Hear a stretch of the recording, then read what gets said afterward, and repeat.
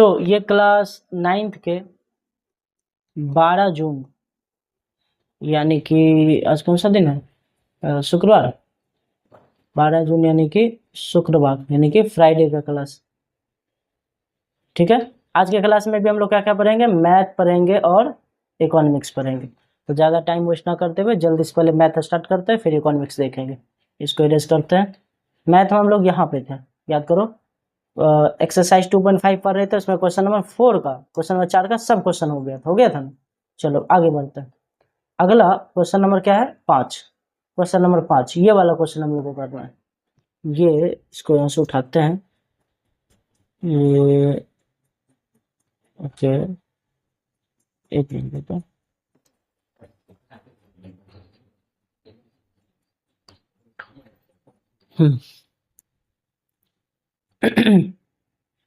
ये वाला क्वेश्चन हम लोग को करना है, क्वेश्चन नंबर 5, 2.5 का ये क्वेश्चन नंबर कौन सा है, 5।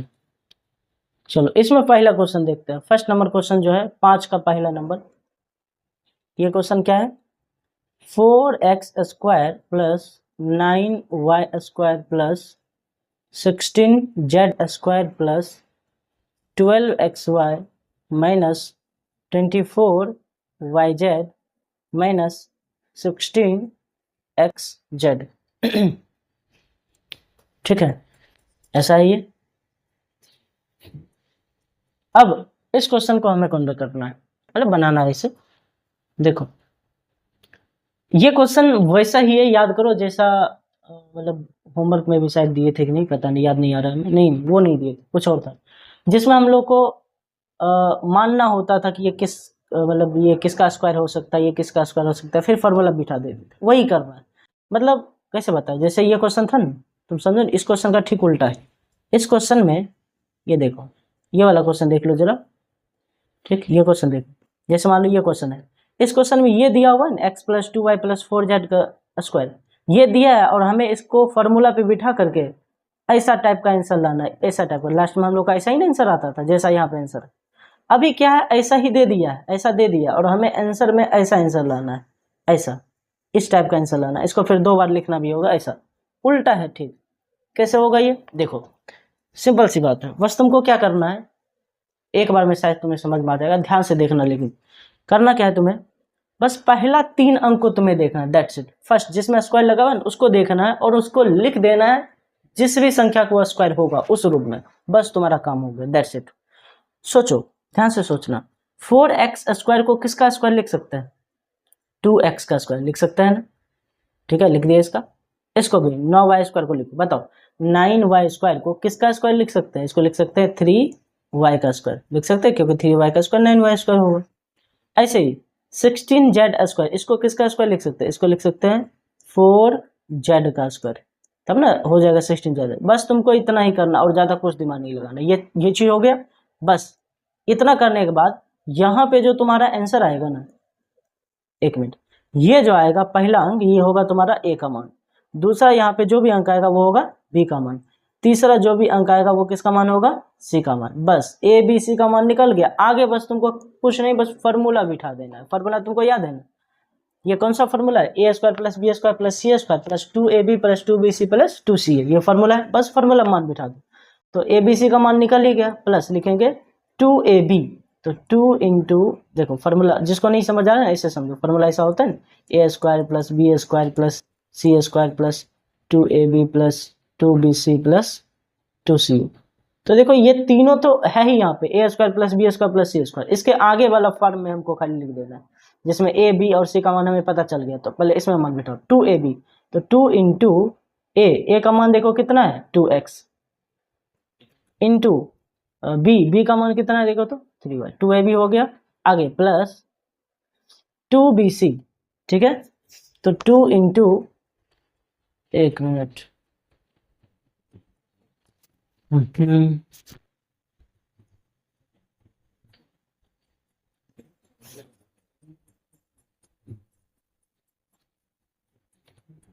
2 इंटू 2, ठीक है, 2x, b का मान 3y। थोड़ा सा हटा के लिखते, कुछ काम होगा इसलिए। क्या काम होगा अभी आगे तुम्हें पता चल जाएगा। 2 into 2x into 3y, 2ab बिठा दिए, plus 2bc, plus 2 into B का मान कितना है 3y इंटू सी का मान कितना है 4z plus 2c plus 2 into सी का मान कितना है 4z इंटू ए का मान कितना है 2x। क्या किए मान खाली बिठा दिए। अब ध्यान देखो ये समीकरण को सेटिस्फाई कर रहा है कैसे 2x का स्क्वायर 4x का स्क्वायर 3y का स्क्वायर 9y स्क्वायर ये का स्क्वायर ये यहाँ भी देखो 2 दूनी 4 तिया 12xy 2 तिया 6 चौक 24yz 2 चौक 8 दूनी 16xz। बस कहेगा सर वो सब तो ठीक है इन दोनों का चिन्ह कहाँ मिल रहा है यहाँ तो गुना करने प्लस आ रहा है और यहाँ माइनस आ रहा है। यही चीज के लिए हम यहाँ पे स्पेस छोड़े हुए हैं यही करना है। अब क्या करना है यहाँ पे बस यहाँ पे थोड़ा सा चीज तुमको ये करना है देखना है तुमको किन किन संख्या में माइनस लगा हुआ है बस तुमको इतना सा काम करना है। 1 मिनट हाँ किन में माइनस लगा है फिर तुमको ये देखना है खाली। ध्यान देखो किस में माइनस लगा हुआ है एक इसमें 1 मिनट एक इसमें माइनस लगा हुआ है और एक इस संख्या में माइनस लगा है ठीक। अब तुम हमें ये बताओ जिन दोनों संख्या में माइनस लगा हुआ इन दोनों में ये इनको छोड़ दो 24 16 इसको छोड़ दो इसमें क्या लिखा हुआ है YZ इसमें क्या लिखा है XZ। बताओ इन दोनों में कौन सा ऐसा है चर जो दोनों मारा है क्या y दोनों में आ रहा है या z दोनों में आ रहा है जल्दी बताओ। दोनों में क्या आ रहा है z आ रहा है। ध्यान देखो यहाँ भी z है और यहाँ भी z है बस तुमको इतना ही करना है जिन दो संख्या में माइनस लगा रहेगा ना देखना उनमें कौन दोनों मारा है क्या x दोनों मारा है y आ रहा है कि z आ रहा है जो भी दोनों मारा होगा यहाँ z दोनों मारा है जो भी दोनों में आ रहा होगा। अब तुम्हारा काम क्या होगा वहाँ खोज करके जहां जहां भी z है वहां बस तुमको माइनस लगा देंगे। अब पूरे यहाँ से यहाँ तक पूरा माइनस लगा देंगे z में क्योंकि दोनों में z आ रहा था दोनों माइनस वाले। कहाँ का z है एक यहाँ z है यहाँ माइनस लगाते हैं और कहाँ z है इसमें नहीं है यहाँ z है यहाँ भी माइनस लगेगा ठीक है माइनस लगा दी। और कहाँ z है ये रहा z यहाँ भी माइनस लगेगा ये माइनस है ठीक है इसी के लिए हमने स्पेस छोड़ा था यहाँ पे। बस समझ में आ रहा है इतना सा तुम्हें काम करना ये इस रूप में तुम्हें लिख देना। अब क्या करना है अब देखो ध्यान से ये एक फार्मूला के रूप में बैठ गया। कौन सा फार्मूला साफ साफ दिख रहा होगा ये कौन सा फार्मूला है a square plus B square plus C square plus 2ab plus 2bc plus 2ca ये फार्मूला रूप में बैठा ना a square B square C square 2ab 2bc 2ca इस रूप में ये बैठ गया। और ये किसका फार्मूला होता है जल्दी बताओ ये फार्मूला होता है a प्लस बी प्लस सी के होल स्क्वायर फार्मूला। ये a प्लस बी प्लस सी के होल स्क्वायर फार्मूला होता है। तो बताओ a का मान यहाँ कितना है a का मान है 2x प्लस b का मान कितना है 3y और c का मान कितना है माइनस में 4z यहाँ भी माइनस ही होगा माइनस में 4z इसका स्क्वायर। अब इसका ये स्क्वायर लिखा हुआ है इसको 2 बार लिख सकते हैं तो ये क्या हो जाएगा 2x plus 3y minus 4z और फिर से एक बार और 2x प्लस 3y माइनस में 4z ठीक है हो गया आंसर दैट्स इट ठीक।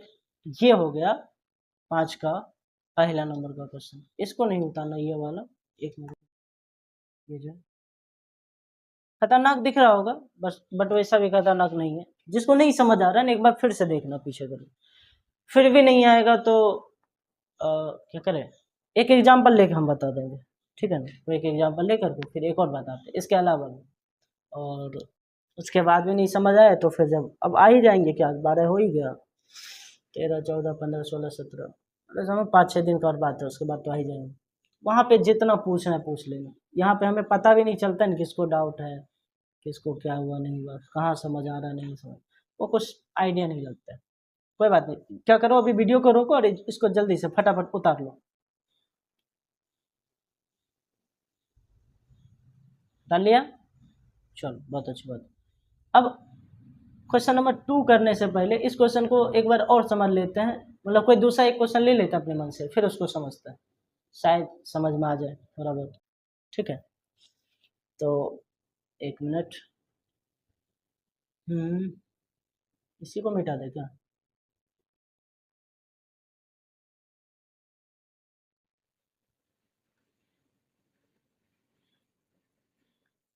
क्या बताते हैं कोई क्वेश्चन ले रहे हैं अभी मान लो ये क्वेश्चन है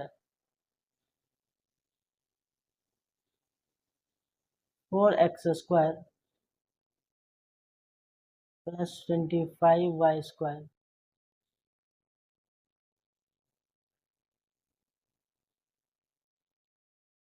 plus what should I give here? मान लो 36z²। ये क्वेश्चन बुक का नहीं है, ऐसे ही हम एक्स्ट्रा में ले रहे हैं अपने मन से, ठीक है, तुमको बताने के लिए जो है। और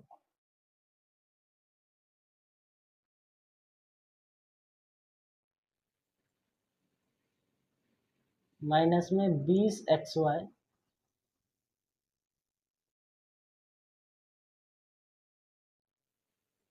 प्लस में 30yz और माइनस में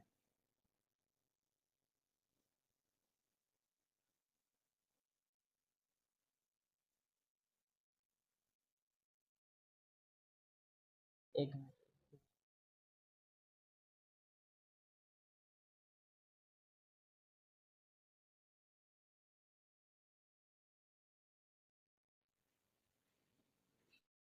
ठीक है, तो ऐसा अंक लेंगे जिससे तुम लोग को आसानी से बन जाए, मतलब समझ में आ जाए वैसा वाला ये अंक। 24zx, ठीक, मान लीजिए यहाँ 60 होना चाहिए। एक मिनट, तो भाई कुछ तो कंफ्यूजन है, ठीक है।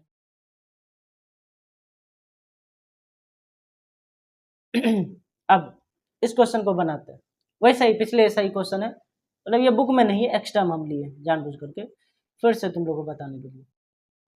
देखो क्या बताए थे इसमें, ऐसे क्वेश्चन में क्या करना है, सबसे पहले तुमको ये करना है ऐसे क्वेश्चन में कि देखना है पहला संख्या को किसका स्क्वायर लिख सकता है। जो उस क्वेश्चन को नहीं समझा, इस क्वेश्चन देखो आराम से देखो, धीरे से ही बताएंगे। देखो 4x² को किसका स्क्वायर लिख सकते हैं, 2x का स्क्वायर लिख सकते हैं। बताओ 25y² को किसका स्क्वायर लिख सकते हैं, 5y का स्क्वायर। और 36z के स्क्वायर को किसका स्क्वायर लिख सकते हैं, 6z का स्क्वायर। अब क्या करना है, यहाँ तुम्हें मिल चुका है मान, देखो ये a का मान, ये किसका मान, b का मान, और ये किसका मान, c का मान। बस हम मान बिठा देना। फॉर्मूला क्या होता है, a² plus b² plus c²। ये तो लिखा ही हुआ है, ये a² b² c²। आगे का फॉर्मूला क्या होता है, plus 2ab plus 2bc plus 2c। अब इन सब में मान बिठाते जाना है, देखते जाओ। अब इसमें मान बिठाते हैं 2ab, तो प्लस 2 इंटू ए का मान कितना है 2x, इंटू बी का मान कितना है 5y, ठीक है, प्लस 2bc, तो प्लस 2 इंटू बी का मान कितना 5y और c का मान कितना है 6z, प्लस 2ca, 2 इंटू सी का मान कितना 6z, इंटू ए का मान कितना है 2x। मान बिठा दी। अब क्या बोले थे करने, अब तुमको करना ये है कि देखना है जहां जहां भी माइनस लगा हुआ है उन दोनों संख्या को, माइनस किस में लगा हुआ है, एक इसमें लगा है और एक इसमें, इसी दोनों में माइनस लगा हुआ है। अब जिन दोनों संख्या माइनस लगाए ध्यान से देखो, उन दोनों में कौन आ रहा है, ये संख्या को छोड़ दो, इसको देखो और इसको देखो। नहीं माइनस तो इसमें लगा है, सॉरी, माइनस एक इसमें लगा है, इसमें लगा। बताओ इन दोनों में आ कौन रहा है, इसमें XY आ रहा है, इसमें आ रहा है ZX, XY ZX। तो बताओ दोनों में कौन आ रहा है, क्या Y दोनों में आ रहा है, नहीं, क्या X दोनों में आ रहा है, हाँ X इसमें भी आ रहा है और इसमें भी X आ रहा है। मतलब दोनों माइनस वाला संख्या देखना है और देखना है कि कौन दोनों में आ रहा है, X दोनों में आ रहा है। अब जो दोनों में आ रहा है खोज करके वहां तुमको क्या लगा देना, माइनस लगा देना। तो X पता चला दोनों में आ रहा है, माइनस वाली दोनों संख्या में, तो जहाँ जहाँ X है वहाँ माइनस लगा देंगे। यहाँ भी माइनस, यहाँ भी X है ना, यहाँ भी माइनस, और कहाँ है X है, ये रहा, यहाँ भी माइनस, ठीक है। और तुम सेटिस्फाई करके देख भी सकते हैं। देखो 2 दूनी 4, पचे 20x, वो माइनस में, 2 पचे 10, 5 दूनी 10, 6 60 yz, ठीक है, 2 6 12 दूनी 24 zx, प्लस उन्हें माइनस माइनस सब सेटिस्फाई हो रहा है। अब यहाँ देखो फार्मूला क्या बैठ रहा है, यहाँ पे ये फार्मूला पुट हो रहा है, कौन सा फार्मूला, a² प्लस ये है b² प्लस ये है c², आगे प्लस 2ab प्लस 2bc और प्लस में 2c। ये किसका फार्मूला होता है, तो ये फार्मूला होता है a प्लस बी प्लस सी के होल स्क्वायर का। बस मान बिठा देना है। बताओ a का मान कितना है, a का मान है -2x, प्लस बी का मान कितना 5y और c का मान कितना 6z, ठीक है। तो यहाँ पे इसको 2 बार खाली लिख देंगे, आंसर हो जाएगा। इसका स्क्वायर लिखा हुआ है, 2 बार इसको लिख देंगे, -2x plus 5y plus 6z, एक बार और -2x प्लस 5y और प्लस में 6z। ठीक है, बस ऐसे इसको बनाना है। ठीक, तो ये रहा ये क्वेश्चन। अब इसका अगला क्वेश्चन जो है नेक्स्ट वाला वो कल देखेंगे। ठीक है, अगला क्वेश्चन जो है उसको अगले दिन देखेंगे। अभी इकोनॉमिक्स पे आता है, इसको इरेज कर लेते हैं फटाफट। इकोनॉमिक्स पे आता है, इकोनॉमिक्स ये रहा। इकोनॉमिक्स में हम लोग ये पढ़ रहे थे ना, किसानों में भूमि किस प्रकार वितरित है। चलो इसको पढ़ते हैं एक बार, ये क्या है। अभी तक बुक में तुम्हें बताया जा रहा है कि आपने यह जान लिया होगा कि खेती के लिए भूमि कितना महत्वपूर्ण है। जाहिर सी बात है, खेती के लिए जमीन कितना इंपॉर्टेंट है हम लोग को पता चल ही चुका है।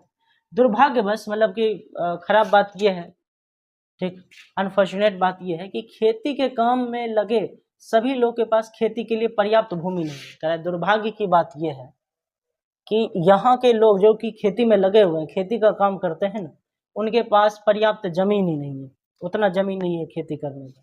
दुर्भाग्य की ये बात है। ठीक, 1960 से 70 के दशक में मुरारी नामक किसान के पास 3 हेक्टेयर भूमि था। ठीक है, हेक्टेयर का यहाँ पे बताया जा चुका है पीछे में। ठीक, हेक्टेयर के बारे में पता चला गया। हेक्टेयर क्या है, एक मापक इकाई है। 1 हेक्टेयर 100 मीटर की भुजा वाले वर्ग के क्षेत्रफल के बराबर होता है। कितना बताए थे, तो कितना लिया किसान ये। हाँ, इसके पास 3 हेक्टेयर भूमि थी, जिनमें अधिकतर असिंचित भूमि थी, मतलब जहाँ पे सिंचाई नहीं होता था। मुरारी अपने 3 पुत्रों की मदद से इस भूमि पर खेती करता था। तीनों बेटा था, मुरारी का 3 बेटा था और 3 बेटा की मदद से इस पर खेती करता था। यद्यपि वो बहुत आराम से नहीं रह रहे थे, लेकिन परिवार अपने 2 भैंसों के दूध बेचकर होने वाली कुछ अतिरिक्त आय के द्वारा अपना गुजारा कर रहा था। मतलब ये मुरारी जो है, इसका 3 बेटा था, परिवार भी था, पत्नी होगी और भी होंगे सब। 3 हेक्टेयर भूमि था, उस पर खेती करता था। उसके अलावा 2 भैंस था, 2 भैंस था, उस 2 भैंस से वो दूध बेच करके अपना गुजारा क्या करता था। मुरारी का मृत्यु हो गया, वो जो मुरारी नामक किसान था उसका मौत हो गया। मुरारी के मृत्यु के पश्चात, जैसे मुरारी का निधन हुआ उसके पश्चात यह भूमि उसके 3 बेटे के बीच बट गई। मुरारी के पास 3 हेक्टेयर का जमीन था। अब मुरारी का निधन हुआ, 3 बेटा था, तीनों के बीच में बंटवारा होगा, तीनों के बीच में बंटवारा हो गया। अब प्रत्येक के पास मात्र 1-1 हेक्टेयर भूमि का टुकड़ा था। परंतु बेहतर सिंचाई व्यवस्था और खेती के आधुनिक विधि के बावजूद भी मुरारी के बेटे अपनी 1 हेक्टेयर जमीन पर खेती कर ठीक ढंग से गुजारा नहीं कर पा रहे थे, नहीं हो पा रहा था ठीक ढंग से खेती। अलग अलग चूंकि बांट लिया था अपना अपना खेत। वर्ष के कुछ महीने में उन्हें अतिरिक्त कार्य करके अपना भरण पोषण करना पड़ता था। कहीं मजदूरी करना पड़ रहा है, कहीं कुछ, ये काम करके अपना भरण पोषण करना पड़ता था। खेत से गुजारा नहीं चल रहा था। इस गांव में कुछ किसानों के पास अधिक जमीन है, किंतु बढ़ती जनसंख्या तथा बढ़ते परिवार का भूमि का वितरण असमान है। कुछ के पास अधिक और बहुसंख्यक के पास कम भूमि है। ठीक, इस गांव में भूमि का असमान वितरण है। मतलब कुछ ऐसे भी लोग हैं जिनके पास खूब जमीन है, बहुत सारा, कुछ ऐसे भी लोग हैं जिनके पास ना के बराबर जमीन है। तो असमान भूमि का वितरण इसी को करता है कि सब किसान के पास पर्याप्त जमीन नहीं है। यानी कि अगर मान लो एक गांव है, उसमें 100 किसान है, क्या 100 किसानों को बराबर बराबर जमीन है? नहीं, किसी एक किसान के पास इतना सारा जमीन है जितना 10 किसान मिला के भी नहीं होगा, और किसी के पास इतना कम है कि पूछो ही मत। तो ऐसा स्थिति है। ऐसा ही मुरारी का भी स्थिति था, बहुत कम जमीन था, ऐसा हो रहा था और खेती करने में बहुत दिक्कत हो रहा था। और ये हो किस लिए रहा है? ज़्यादातर जनसंख्या के कारण। अगर मान लो एग्जाम्पल के लिए कि ये किसान है, ठीक है, इसके पास मान लो 20 एकड़ का जमीन था। कितना? 20 एकड़। जब अकेला था तो 20 एकड़ बहुत ज़्यादा जमीन हुआ, इतना एकड़ का जमीन है। अब इस किसान का मान लो 5 बेटा हो गया, 1 2 3 4 5, 5 बेटा। ये किसान के मरने के बाद पांचों बेटा में जमीन बटेगा ना। 20 एकड़ का जमीन था, मात्र 4-4 एकड़ में बट जाएगा। अब इन मान लो इन पांचों को भी मान लो 2-2 सुपुत्र हुआ, 2-2 बेटा हुआ, तो फिर 2-2 एकड़ बच जाएगा। उसका भी 1-1 ही मान लो हुआ, या 2-2 हुआ, फिर 1-1 एकड़। समझ रहा है कैसे एक समय 20 एकड़ जमीन अब कितना छोटा होते जा रहा है जनसंख्या का। तो जनसंख्या बहुत ज्यादा प्रभाव करता है और भूमि का वितरण क्या हो जाता है? असमान हो जाता है। और जनसंख्या का डिमेरिट तो हम लोग पढ़े ही थे, याद है ना, क्लास 9th वाला जो चैप्टर था इंग्लिश का, too many people too few trees. जनसंख्या कितना भारत में बढ़ा वो दिखाई थे, ठीक है, याद होगा। ऑफलाइन क्लास में भी पढ़ाने का मन कर रहा है, अरे ये कंप्यूटर पे बैठे बैठे बोर हो जा रहा है। इस पे पढ़ाते रहो स्क्रीन पे, सामने में कोई है नहीं, खाली सुनसान। तुम लोग सामने में रहता था तो फिर मारने में भी मज़ा आता था कि हम किसको मारेंगे, कंप्यूटर को तो नहीं मार सकते। खैर देखो आगे। तो चित्र देखो यहाँ पे क्या क्या लिखा हुआ है। 4-5 दिन का बात है, आ ही जाएंगे अब। ठीक है, महीना भर का बदला एक ही बार मार के निकाले, वेट करते रहना। ये किसान लग रहा है कि ये माथा पे कुछ लेकर बोझ लेके जा रहा है, ये हल चला रहा है, ये खाद वगैरह छिड़क रहा है, ये भी कुछ स्प्रे कर रहा है। ये खेतों के कार्य में गेहूं की फसल की कटाई, बीज बोना, कीटनाशक का छिड़काव, इसका विविध विधि जो है इसके बारे में दिखा गया है। आगे अभी तक हम लोग पढ़ रहे थे किसके, अभी जो उत्पादन का साधन है ना, उसमें पहला साधन जो था भूमि, इसके बारे में हम लोग डिटेल से पढ़ रहे थे, भूमि के बारे में। अब हमें पढ़ना है पता किसके बारे में, श्रम के बारे में, लेबर। भूमि पढ़ रहे थे हम लोग, अब भूमि के बारे में श्रम के बारे में पढ़ना है। ठीक है, लेबरिंग। अब ये श्रम क्या है पहले ये समझो। श्रम ये अलग चीज है, ये मेहनत मजदूरी ये हो गया। और एक और शब्द होता है ये हुआ शर्म। ठीक है, ये शर्म अलग चीज है, ये तो शर्म नहीं आता है तुमको, ये वो वाला शर्म हो गया। और ये श्रम है, श्रम ये अलग है, इसी से न बना हुआ है श्रम शब्द से, श्रमिक जो भी श्रम करता है। ठीक है, पढ़ा होगा बचपन में शायद कभी ये सभी चीजें। तो हम लोग इस श्रम के बारे में देख रहे हैं। उत्पादन के साधन में हमने देखा कि भूमि का बहुत बड़ा योगदान है। जमीन रहेगा तो कुछ खेत पे भी उपजेगा या फैक्ट्री भी लगाएगा, कुछ भी करेगा, जमीन तो चाहिए उसके लिए। चाहे मान लो फैक्ट्री ना भी लगाओ, खेती ही करना है, जमीन चाहिए हमें। तो भूमि इतना इंपॉर्टेंट है, ये देखें इसमें कौन कौन से फसल उपजाए जाते हैं, क्या होता है, किसानों भूमि क्या बिता है। भूमि जितना इंपॉर्टेंट है, श्रम भी उतना ही ज़्यादा इंपॉर्टेंट है। यानी मेहनत करना, बिना मेहनत के कुछ हो ही नहीं सकता है। सोचो अभी तुम्हारे घर में भोजन बन रहा है, क्या बिना श्रम के भोजन बन जाएगा? अभी तुम लोग खाना खा चुका होगा या फिर क्लास करने के बाद खाएगा, ऐसा हमें नहीं लगता भूखे पेट तुम लोग क्लास कर रहा होगा। मान लो जो भी खाना तुम खाया है अपने आप बन गया क्या? नहीं, तो मम्मी बनाई होगी। रोटी सब्जी या चावल या दाल या कुछ भी बनाई हो, अपने आप थी ना, अपने आप बन गया। रोटी बनाने के लिए पहले उसमें आटा निकालना पड़ा होगा किसी बर्तन में, पानी मिलाना पड़ा होगा, फिर उसे गूँथना पड़ा होगा, फिर उसका छोटा छोटा बना करके लोई, फिर उसको बेल करके फिर तवा पे दे करके, कितना सारा प्रोसीजर है, तब जाके थाली में आ रहा है। श्रम करना पड़ता है हर एक कार्य के लिए। ठीक है, कुछ भी करना हो उसके लिए श्रम तो करना ही पड़ता है, कुछ भी चीज़ हो। हाँ, वो अलग बात है, श्रम कोई बहुत कठिन श्रम हो सकता है, ठीक है, शारीरिक रूप से, और कोई बहुत थोड़ा समझो नॉर्मल आसान, जो इजी जो श्रम होता है ऐसा हो सकता है, लेकिन श्रम दोनों में होगा ही होगा। तो इस श्रम के बारे में हम लोग डिटेल से पढ़ेंगे। ठीक है, अगले क्लास में पढ़ेंगे। अभी आज के क्लास को यहीं पे एंड करते हैं। ठीक है, चलो अगले क्लास में हम लोग मिलते हैं।